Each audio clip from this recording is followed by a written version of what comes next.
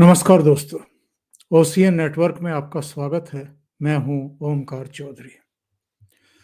राज्यसभा में मल्लिका अर्जुन खड़गे खड़े हुए और उन्होंने कहा कि महाकुंभ में मौनी अमावस्या के दिन भगदड़ में मारे गए हजारों लोगों को मैं श्रद्धांजलि अर्पित करता हूं।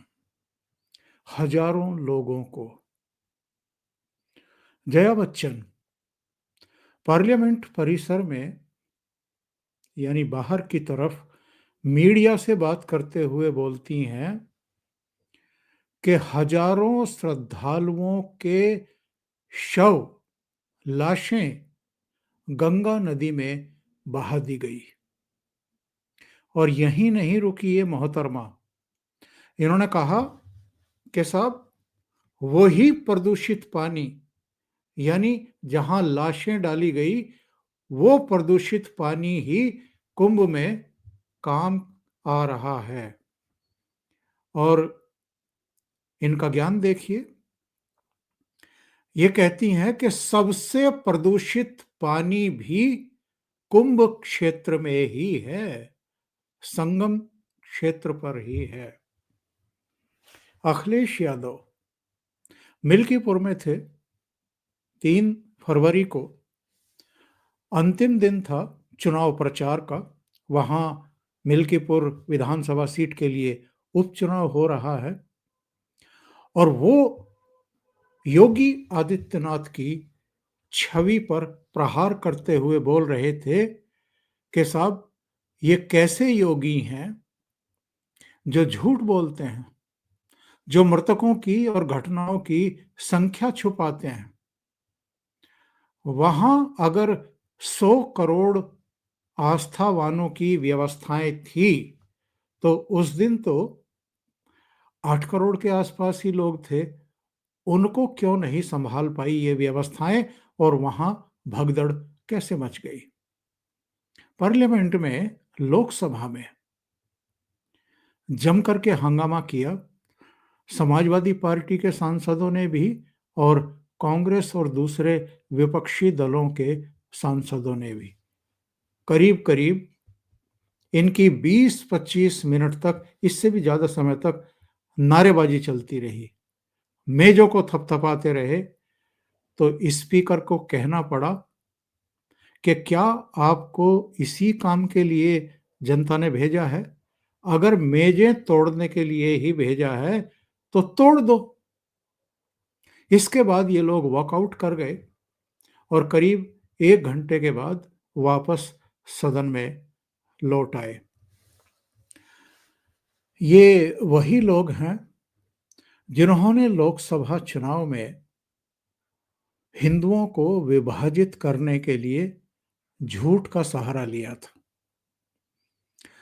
इन्होंने कहा था कि साहब आरक्षण छीन लिया जाएगा, संविधान बदल दिया जाएगा, दूसरे तमाम झूठ बोले गए। नतीजा हमारे आपके सबके सामने था। कई राज्यों में हिंदू विभाजित हो गए, बंट गए। ऐसे बहुत सारे मतदाता जो 2014 और 2019 में प्रधानमंत्री नरेंद्र मोदी और भारतीय जनता पार्टी के साथ खड़े थे, एनडीए के साथ खड़े थे, वो विचलित हो गए और उन्होंने समाजवादी पार्टी को, टीएमसी को, महाराष्ट्र की बात करें तो वहां एमवीए गठबंधन को, और उत्तर प्रदेश में समाजवादी पार्टी और कांग्रेस के गठबंधन को वोट दिए। नतीजा ये हुआ कि भारतीय जनता पार्टी को चोट लगी और जिस बीजेपी को अकेले दम पर 2014 में 282 सीटें मिल गई थी, 2019 में 303 सीटें मिल गई थी, उसको इतना नुकसान हुआ कि वो 240 पर चली गई। लेकिन उसके बाद इन्हीं योगी आदित्यनाथ ने, जो इस समय फिर से अखिलेश यादव, मल्लिकार्जुन खड़गे, जया बच्चन और तमाम दूसरे लोगों के निशाने पर आ गए हैं। और योगी आदित्यनाथ तो एक प्रतीक होता है। असल निशाने पर तो प्रधानमंत्री नरेंद्र मोदी हैं।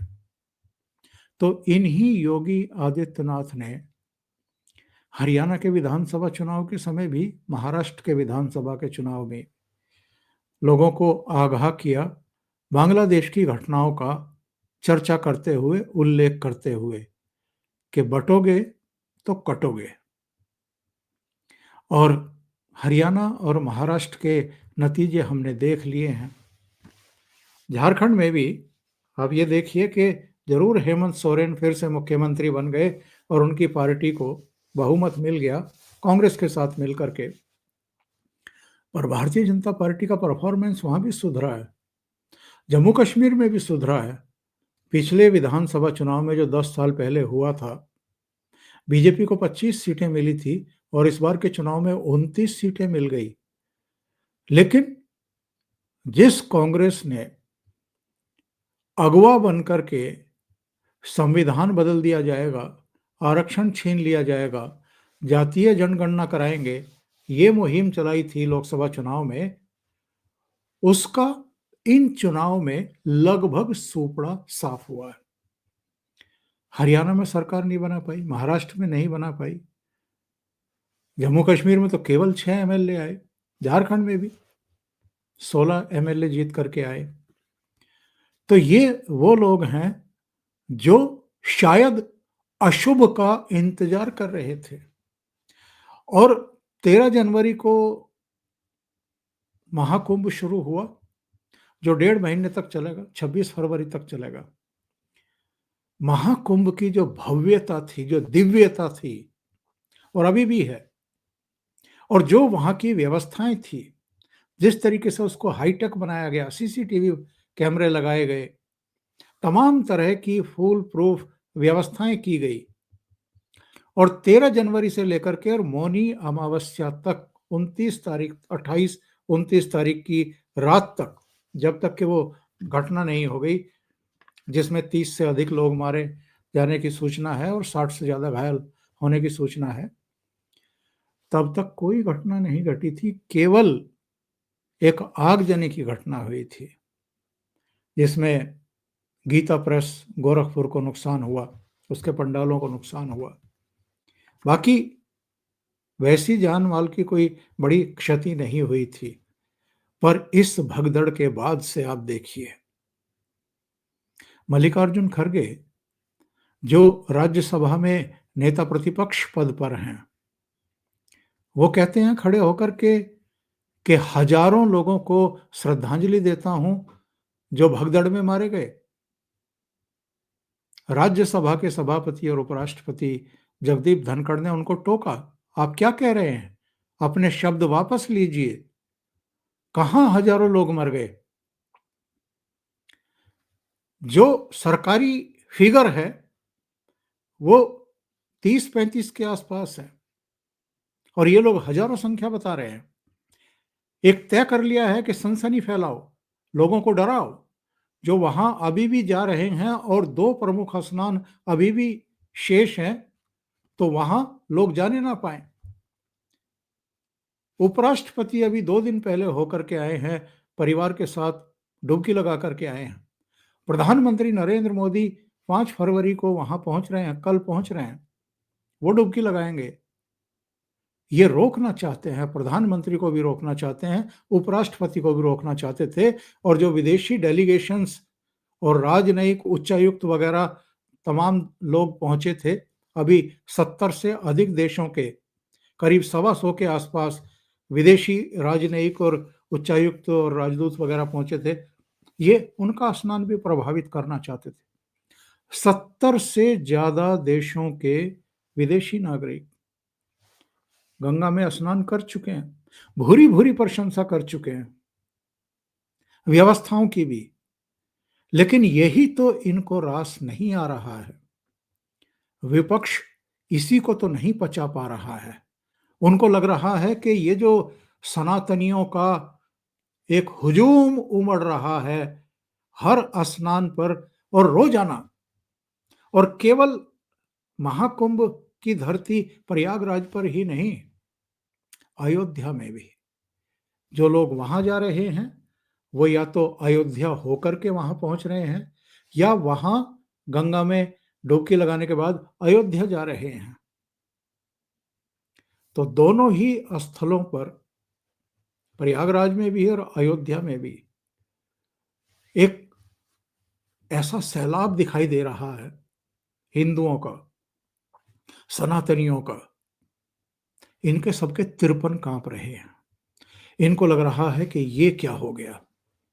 हमने लोकसभा चुनाव में जो सफलता हासिल की थी हिंदुओं को विभक्त करने की, ये तो फिर से एकजुट हो गए और सब पूरी तरीके से सनातन में हैं, गंगा मैया में डुबकी लगा रहे हैं, आह्लादित हैं, व्यवस्थाओं की भूरी भूरी प्रशंसा कर रहे हैं। एटीएस और एसटीएफ दोनों मौनी अमावस्या की रात्रि में जो कुछ हुआ, जिस तरीके से बैरिकेड तोड़े गए, जो वहां सो रहे थे उनके ऊपर जिस तरीके से वो लोग चढ़े, करीब करीब 120 चेहरे ऐसे हैं जिनको एआई कैमरों ने कैप्चर कर लिया है, पकड़ लिया है, उनकी तलाश चल रही है। 16,000 फोन ऐसे थे वहां उस समय त्रिवेणी, जहां गंगा और यमुना जाकर के मिलती हैं, सरस्वती मिलती हैं जाकर के, वहां आसपास के 16,000 फोन सर्विस लॉन्च पर थे। इनमें से 100 से अधिक फोन ऐसे हैं जो तब से स्विच ऑफ हैं, बंद हैं। तो ये पता तो लगेगा कि कौन लोग हैं और इस भगदड़ के पीछे, इस साजिश के पीछे एक्चुअल में कौन है।